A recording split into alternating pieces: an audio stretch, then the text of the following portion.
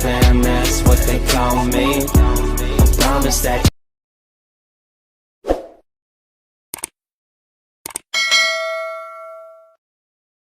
A few moments later.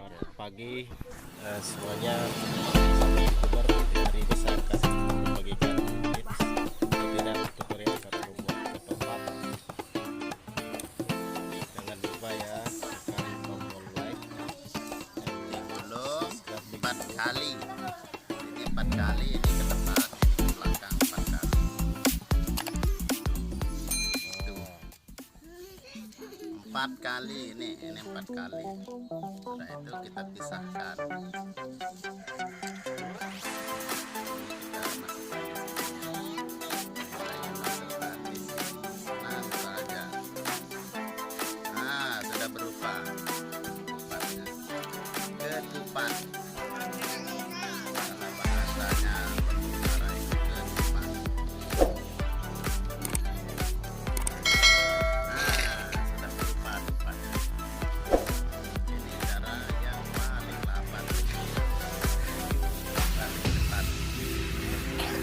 Oh my god! Wow!